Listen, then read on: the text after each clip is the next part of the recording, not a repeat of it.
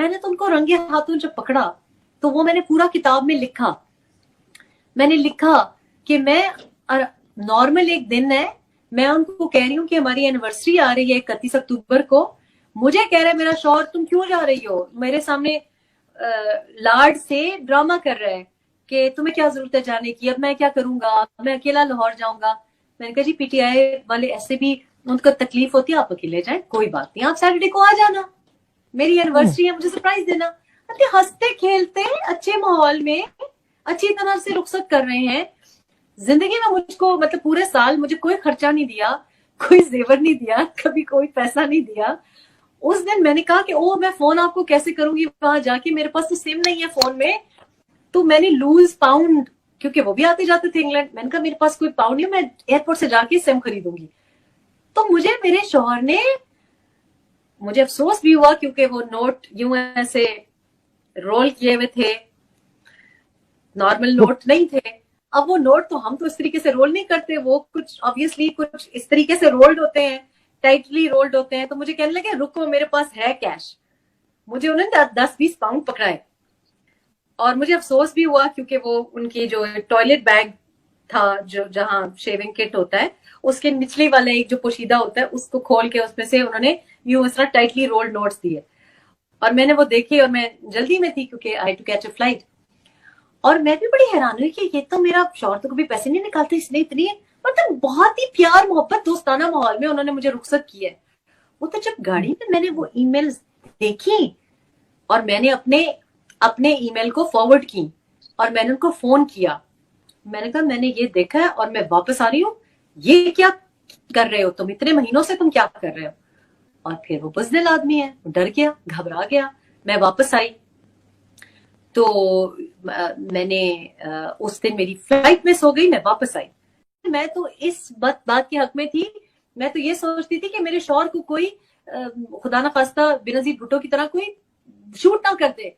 तो मैं ये सोचती होती थी कि अगर कभी किसी ने ऐसा किया तो मैं आगे आ जाऊंगी। मैंने एक लंबे कद वाला एक अपना गार्ड उनके साथ रखा था कि उनके कद से ऊंचा हो। वो बच्चा बहादुर, वो लड़का, वो छोड़ के बनी गाना आया, आजकल वो मेरे लिए काम करता है।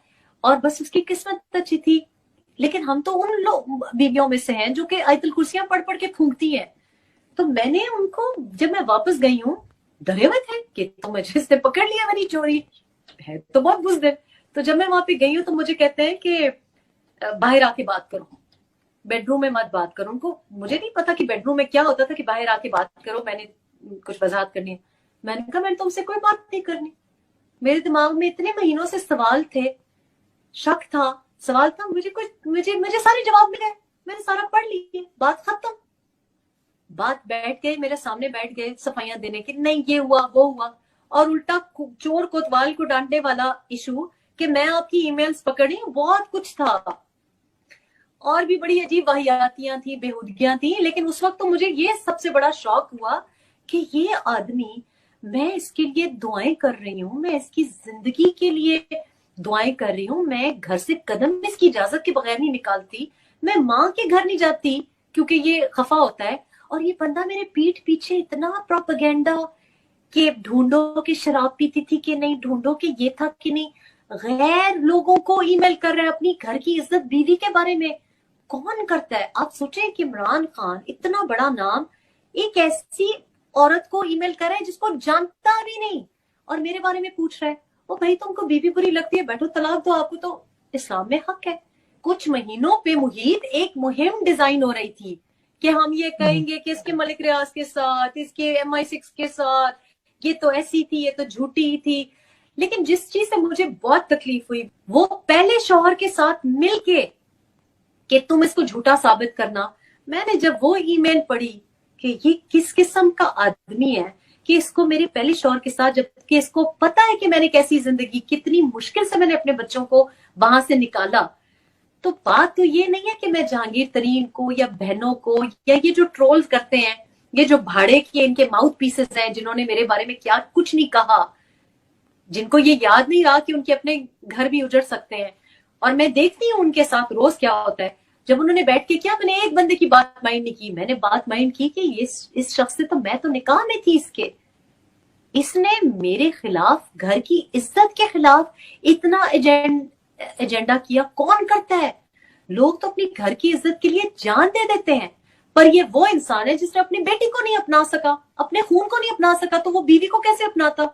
वो बीवी को एजेंट बताना चाह रहा है, पहले शोहर के साथ मिलके एजेंडा कर रहा है कि मैं तलाक दूंगा, तुम ये कहना। कौन करता है ऐसा? मतलब इतनी नीच हरकत। तलाक से तो कोई एतराज नहीं है, आप तलाक दें, आप बंद कमरे में उसको गालियां दें, आप कहें मुझे तुम्हारी शक्ल से नफरत है। इतना इतना क्रुक, इतना बड़ा घटिया हरकत करना।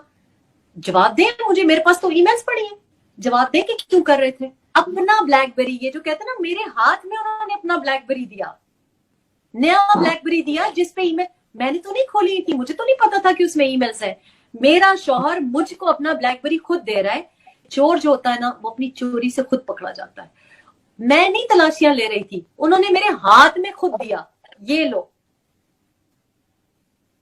किसी और नियत से दिया क्योंकि नया फोन था, लेकिन चोरी पकड़ी गई। क्योंकि झूठ की एक एक सच की एक खुसूसियत यह कि सच हमेशा